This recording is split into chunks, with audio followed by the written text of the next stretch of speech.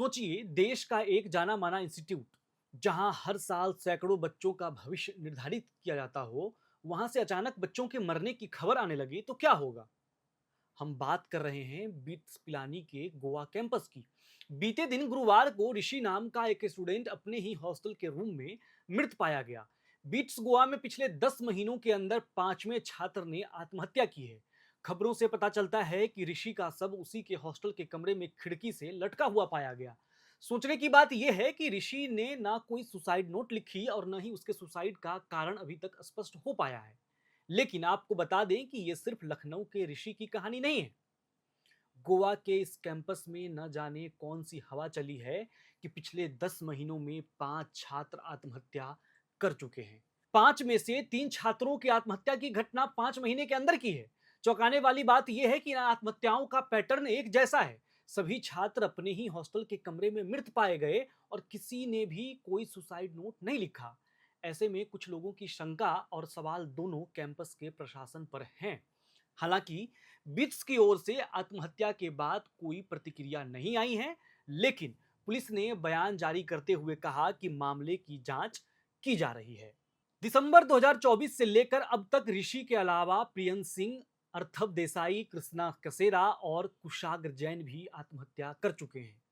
इनमें से 3 मामले आत्महत्या के रूप में दर्ज हुई। हालांकि इनमें से एक मामला कुशाग्र जैन का नेचुरल डेथ के रूप में दर्ज किया गया था और अभी भी इस मामले में जांच जारी है। हालांकि कैंपस में लगातार हो रही आत्महत्याओं का कारण अभी पता नहीं चला है, लेकिन घटनाक्रम पर नजर डालने से पता चलता है कि सभी घटनाएं उस समय हुई हैं जिस वक्त यूनिवर्सिटी में एग्जाम हो रही थी। ऐसे में कहा जा रहा है कि तनाव और मानसिक स्वास्थ्य पर दबाव के कारण से ये घटनाएं हो रही हैं। लेकिन कुछ छात्रों और उनके परिवार का दावा है कि शैक्षणिक दबाव, काउंसलिंग और सुविधाओं के कारण छात्र आत्महत्या करने को मजबूर हैं। हालांकि गोवा के पूर्व राज्यपाल पीएस श्रीधरन पिल्लई ने 3 आत्महत्याओं के बाद संस्थान से विस्तृत रिपोर्ट मांगी थी, जिसके बाद संस्थान ने अपने सिलेबस में बदलाव, stress management course, 24x7 helpline और पीयर सपोर्ट प्रोग्राम जैसे कदम उठाए थे। लेकिन आत्महत्याओं का सिलसिला अभी भी थमा नहीं है। अब आरोपों का सिलसिला जब गरमाने लगा है तो बिट्स पिलानी के गोवा कैंपस के जनसंपर्क अधिकारी अर्जुन हल्लड़कर ने सभी आरोपों को गलत बताया है। उनका कहना है कि बिट्स पिलानी मामले की आंतरिक जांच कर रहा है, सीसीटीवी कैमरे की मॉनिटरिंग की जा रही है।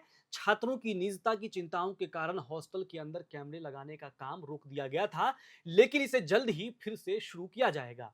जनसंपर्क अधिकारी अर्जुन ने कहा, संस्थान छात्रों को सुरक्षित रखने के लिए पूरी कोशिश कर रहा है। हाल ही में कुछ फैकल्टी सदस्यों ने young mental health first aiders certification programme पूरा किया है। इसके तहत फैकल्टी सदस्य छात्रों तक पहुंचते हैं और उन्हें अपनी बातें शेयर करने के लिए एक स्पेस देते हैं।